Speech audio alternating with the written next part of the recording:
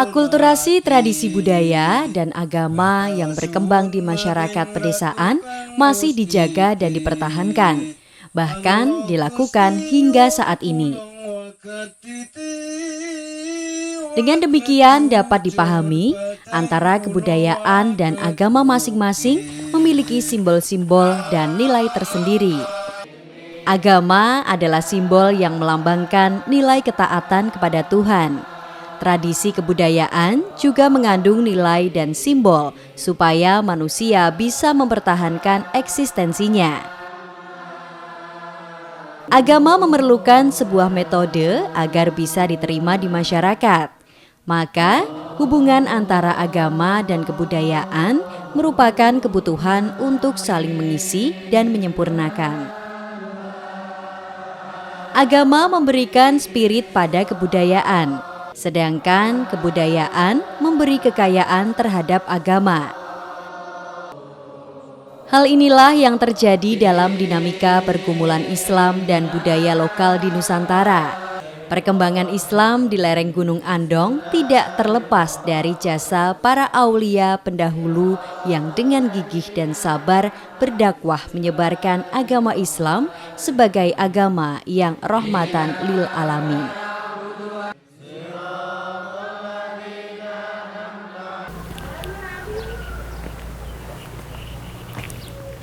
Secara geografis, Gunung Andong terletak di Kecamatan Grabak dan Kecamatan Ngablak, Kabupaten Magelang, Jawa Tengah. Di puncak Gunung Andong terdapat sebuah makam yang diyakini oleh warga masyarakat adalah makam Kiai Abdullah Fakih atau Ki Joko Peki. Dan sampai saat ini belum ada fakta sejarah mengenai sosok beliau.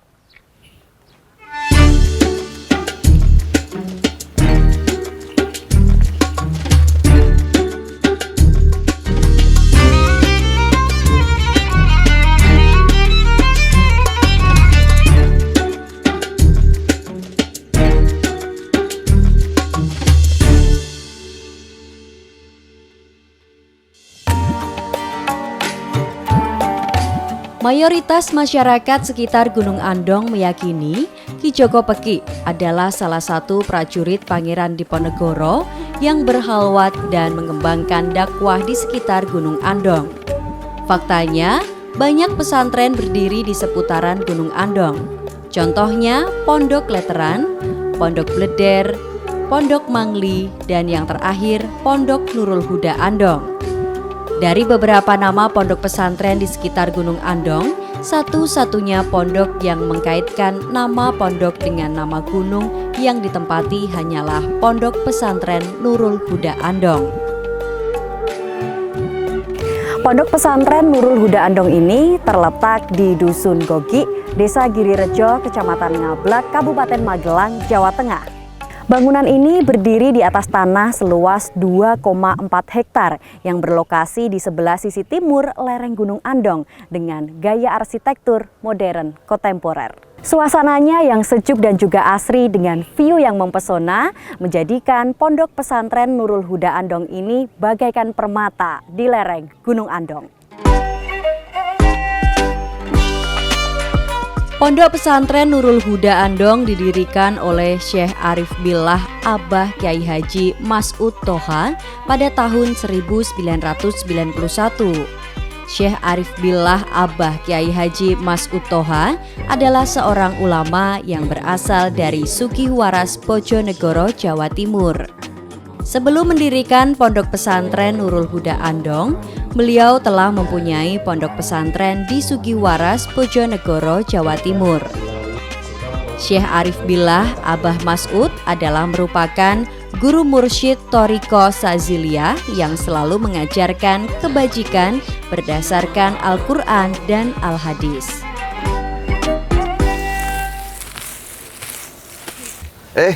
Ini Mbak Jumali nih ya. Oh, Mbak Jumali. Ini santri perintis di sini nih ya.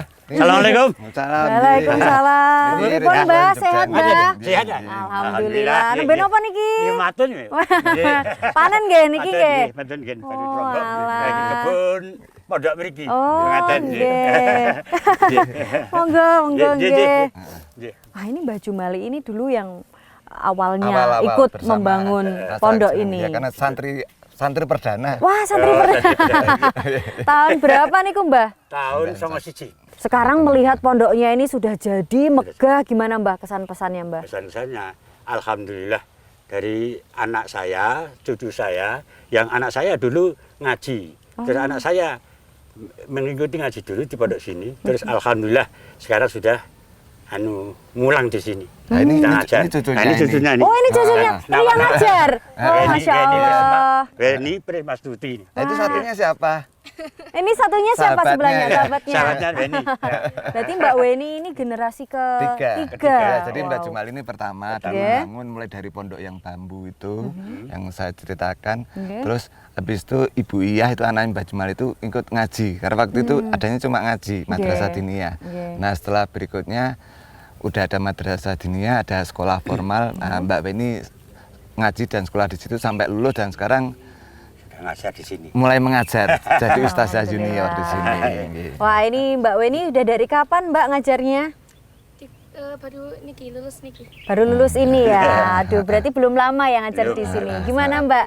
Kesan-pesannya ngajar di pondok ini? Nggih, intinya susah gampang. Susah gampang. Susah apa gampang wih? Masih adaptasi dulu ya Mbak ya. Tapi untuk kesehariannya hanya mengajar apa juga ini bantu simbah juga. Ikut Enggak. pengabdian pondok. Enggak berapa. Oh, pengabdian pondok. Jadi Wah. masih nerusin ngajinya tapi Oke. juga ngajar junior-juniornya. Wah, ini siapa tahu besok ini juniornya Mbak Weni juga. Oh iya. Jadi di sini juga ya. Aduh, Amin. lintas generasi jadinya. Iya. Waduh, nggih monggo dilanjut malah Mbak. Oh, iya, Saya iya. tak jalan-jalan lagi kita Oh, ya iya. Gus ya, melihat Nyari yang pemandangan. indah-indah. Nggih, nggih, nggih. Monggo, mari Mbak saya duluan ya. Assalamualaikum. Waalaikumsalam. Kita mau kemana ini Gus? Ya kita ngeliat segini lahannya sampai sini nih Mbak. Oh, Batasnya ini ini sampai sungai itu juga. awal berdirinya yang Ya rumah di sini ini ya dulu dulu ada ya. masjid kecil terus sebenarnya tempat tinggal almarhum Abah saya dulu di situ. Oh gitu. Kalau sekarang yang merah ini jadi asrama putra atau putri? Masjid terus sama kantor sekolah. Oh Kantor sampai sekolah. saat ini. Nah, Mbak tadi kan udah ngobrol dengan Mbak Jumali Iya. kan, udah tahu bahwa beliau akhirnya dari generasi ke generasi. Iya. Ya kadang kita itu melakukan kebaikan itu nggak harus kita yang menikmati. Kadang bisa nanti yang mendapat balasannya atau yang menikmati hasilnya itu bisa ke anak atau bisa ke cucu. Makanya jangan ragu-ragu untuk berbuat baik. Wah itu pesannya dari Gus Agung ini pemirsa. Karena apa? Tidak di semua tempat kita bisa menemukan kebaikan, tapi kita bisa menanam kebaikan di mana-mana. Contohnya dari The Jumali Family. Jumali. Ya. Dari generasi ke generasi Ya, ya. nggih, Wah nggih. itu tadi pokoknya jangan ragu-ragu untuk berbuat baik ya Baik, Gus iya. ya. Karena kita tidak tahu untuk kedepannya seperti Iya, apa. nggih, Yang bisa nggih. memetik adalah generasi-generasi Nggih, dari nggih, kita. nggih, Ya nggih. sudah kita lanjut jalan-jalan yuk Oke. Gus. Penasaran di sana ada Iya. apa ya Gus? Pondok Pesantren Nurul Huda melaksanakan berbagai kegiatan, antara lain pengajian rutin Selasa Kliwon, semaan Al-Quran, Baiat Thoriqoh Saziliyah, Istighosah, dan pengajian khususiyah. Selain itu, juga diselenggarakan pendidikan diniyah salafiyah, serta dicanangkan pendidikan kejuruan. Nama Nurul Huda secara harafiah terdiri dari Nur, artinya cahaya, dan Huda berarti petunjuk. Cahaya yang menerangi petunjuk. Dengan nama tersebut diharapkan pondok pesantren mampu memberikan cahaya dan petunjuk kepada siapa saja yang membutuhkan.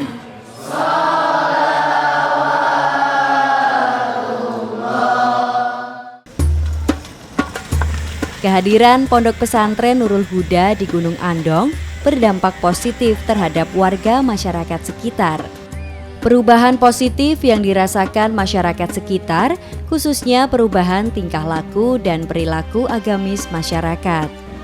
Kesadaran akan kebersihan lingkungan, pendidikan anak-anak, kesetaraan sosial, dan lain-lain. Selain itu, pembangunan fisik bangunan dengan konstruksi yang kuat dan efisien yang diterapkan di pondok banyak dijadikan acuan masyarakat sekitar. Pada tahun 2004 di tengah-tengah perjuangan, Syekh Arif Billah Abah Mas'ud dipanggil Yang Maha Kuasa. Beliau dimakamkan di Sugihwaras, Bojonegoro. Pondok Pesantren Nurul Huda beserta seluruh muridnya kehilangan seorang guru, bapak, pemimpin, pembimbing, dan panutannya. Kegiatan pondok berjalan di tempat bahkan hampir tidak bisa berkembang. Pada tahun 2018 datang putra tunggal Abah Mas'ud yang bernama Gus Agung Rimawan yang melanjutkan kembali perjuangan beliau. Pemirsa, saya sekarang sedang bersama Gus Agung. Beliau ini adalah merupakan pemilik dari Pondok Pesantren Nurul Huda Andong, betul ya Gus ya? Nah, ini sebelum saya tanya-tanya lebih dalam sebenarnya gimana sih Gus? Mungkin sejarah awal mula Pondok Pesantren ini berdiri. Apalagi ini kan lokasinya sangat unik ya Gus, di kaki Gunung Andong nih pemirsa. Jadi di sini udaranya tuh dingin banget, makanya ini mungkin teman-teman lagi bikin api unggun ya di belakang untuk menghangatkan badan. Nah itu gimana Gus ceritanya? Kok bisa di gunung gitu bikinnya? Saya beberapa kali berangan-angan tentang merenungi, karena saya ini kan cuma meneruskan dulu yang mendirikan kan almarhum abah saya, Kiai Haji Mas'ud Toha. Karena dulu saya juga bukan sekolah di pondok, saya sekolah umum terus saya pikir mungkin udah banyak santrinya yang mau nerusin, tapi mungkin saya rasa kok gimana bang, saya anaknya satu-satunya, mau nggak mau kepepet janjian ini. Pengennya ya seperti teman-teman itu, hidup sukses jadi pengusaha di kota. Jadi ini meneruskan dari abah ya Gus ya. Nah itu dari tahun berapa Gus ini mulai dibangunnya? Kalau di sini kita itu mulai 91, tapi secara keseluruhan kemarin itu saya angan-angan ini kok kayak sinyal GSM ya. Dulu kan ada mulai dari 2G, 3G, kan 4G. Nah ini kebetulan itu hampir mirip. Jadi kita itu berawal tuh sekitar tahun 84 di Bojonegoro, Jawa Timur. Di situ desanya Sugihwaras. Tapi orang biasa nyebut gampangnya itu Garas. Ya, Garas itu. Itu G yang pertama. Terus sekitar tahun 88 almarhum abah itu dapat perintah dari gurunya untuk buka pondok baru, terus dikasih tahu nama tempatnya Ngandong gitu. Karena beliau pernah hidup lama di Jogja. Ngandong tuh mana? Dipikir kendaraan itu kan Andong itu kan kendaraan. gitu. Akhirnya sampailah beliau mencari-cari dan sempat tirakat ya untuk mencari ini ya, untuk nyari petunjuk di makam Mbah Sunan Geseng di dekat Gerabak sini. Gitu. Jadi ya dari Garas ke Geseng itu udah 2G kan itu. Wah, udah mulai peningkatan. Nah setelah di situ beliau dikasih tahu, oh ya namanya Gunung Andong ini yang ada di depan ini. Terus coba cari lokasi yang kira-kira bagus gitu. Kita ketemu pertama itu di sisi timur, sisi timur agak ke selatan gitu. Mungkin kalau teman-teman yang biasa naik gunung ada base camp sawit ya. Nah itu tepat di dekat base camp sawit itu ada daerah gitu yang dekat lahan perhutani namanya Genderan. Akhirnya pertama di situ, itu 3G-nya di situ di Genderan itu ya.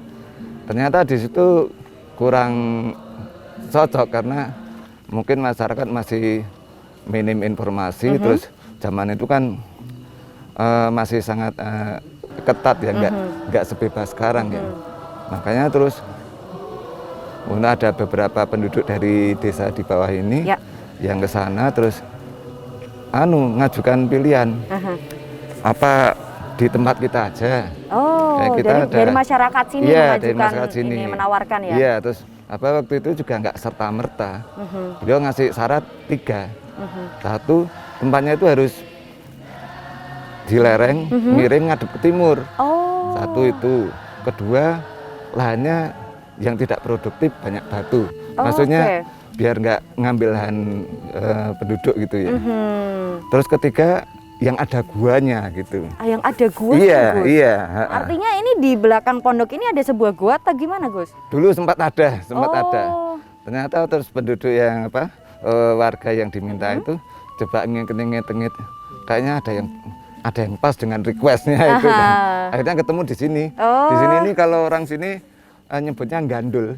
Gandul. Jadi G yang keempat, 4G-nya itu di Gandul ini. Wah. Nah itu sekitar tahun 91, terus kita kegiatannya itu ada pengajian umum tiap selapan ya, 35 hari sekali. Terus ya ada santri-santri yang pondok, tapi kebanyakan orang-orang yang sudah dewasa. Oh, Memang kalau bahasanya kita ini pondoknya pondok Thorikoh, jadi memang khusus untuk yang pengen menenangkan diri. Oh, pengen itu ya tentunya ya yang datang banyak yang nggak tenang. Karena pengen menenangkan pengen diri menenangkan diri di Iya. sini. Apalagi ini Iya. tempatnya jauh dari ini ya, riwahnya kota ya, Gus ya. Iya. Terus itu berjalan sampai tahun 2004 Kak Pundut itu.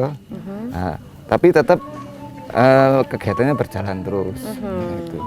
Nah, karena masih ada ibu saya sekarang almarhum juga yang terusin dan berjalan terus. Nah kebetulan tahun 2017 itu saya kok tiba-tiba merasa bosen tinggal di Bekasi kan. Iya, kayaknya saya cuma buang-buang waktu nih. Oh, di sana sukses juga kagak. Cuma jadi banyak teman gitu Iya. kan. Karena saya kembali ke sini terus berembuk dengan teman-teman di sini, terus ngelihat apa kayaknya yang pas apa gitu ya. Ya akhirnya saya putuskan untuk mulai membuka sekolah formal. Karena kecenderungan sekarang tuh pondok kalau nggak ada sekolah formalnya itu kurang diminati. Walaupun kadang sebagian wali murid itu nggak terlalu peduli dengan sekolah formalnya itu apa, mutunya gimana, yang penting ngajinya. Tapi setidaknya sekolah formal itu harus ada. Iya. Nah, akhirnya mulai bikin PAUD, terus bikin MA, MTS, MI, RA. Jadi sekarang insya Allah udah komplit. Sudah komplit Ya, ya. kemarin sudah nyoba kelas jauh, bikin perguruan tinggi. Cuma karena ada pandemi ini jadi belum bisa full untuk dilaksanakan. Untuk setiap harinya apakah seperti sekolah biasa atau Ya, mungkin ada mereka biasanya mulai dari sebelum ini ya. Sebelum subuh itu ada sholat tahajud dulu, terus habis itu jamaah subuh. Setelah subuh itu ada ngaji sorokan gitu kan. Nanti kira-kira 6:30 berhenti, jam 7 sekolah sampai jam 3 sore. sampai jam 3 sore. 3 sore nanti sholat jamaah, istirahat sebentar, ngaji lagi, terus sholat lagi. Itu berakhir sampai jam 10 malam. Sebenarnya ada nggak Gus visi misi yang Gus berikan sehingga untuk terus ingin memajukan pondok ini? Iya, memang kemarin kita juga selalu sampaikan ke ini bahwa di sini kita ada 3 macam pendidikan yang kita jalankan, yaitu satu pendidikan formal, terus kedua pendidikan non formalnya untuk ngaji, dan ketiga pendidikan life skill. Karena kita ingin anak-anak yang keluar dari sini itu bisa mandiri. Iya. Bahkan untuk mereka yang istilahnya pengen jadi kiai nanti, saya bilang, saya pengen kamu jadi kiai yang nggak nyusahin orang. Kalau bisa membantu orang gitu. Makanya kan juga harus ditumbuhkan jiwa kemandirian. Mungkin life skill itu kalau di sekolah umum semacam ekstrakurikuler seperti itu, Gus. Iya. Kalau boleh tahu ada apa aja, Gus, di Kalau sini? di sini yang jelas karena di sini ada, tinggal kita tawarkan mereka passionnya di mana. Oh, berarti setiap anak ini nanti akan ditanya kira-kira ingin belajar apa. Dan kita juga perlahan-lahan kita sediakan untuk pendidikan itu mulai dari pertanian, bahkan otomotif kita kadang ya bengkel-bengkel sendiri gitu kan, yang kira-kira gampang mereka nanti aplikasikan di luar, termasuk belajar ngelas, belajar masang baja ringan gitu. Jadi sambil melihat pembangunan ini mereka kadang-kadang juga kita libatkan.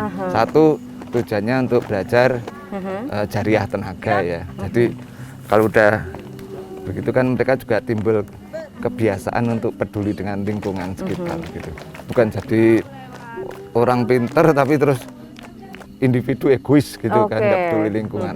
Kita pengennya itu. Kedua juga biar mereka belajar tentang perkembangan teknologi yang ada. Untuk kedepannya apa yang ingin Gus lakukan atau yang ingin cita-cita lah mungkin dari Gus untuk memajukan pondok ini? Saya tuh di sini rasanya kayak orang KKN. Kenapa gitu Gus jadi orang KKN? Nah, nggak pernah sekolah belajar tentang pondok, dipaksa hidup di pondok. Tapi akhirnya saya pikir semua itu sama, yang penting kan bisa memberikan manfaat. Makanya karena dulu saya belajarnya di Fakultas Ekonomi, kalau di perusahaan kan ada CSR, Corporate Social Responsibility.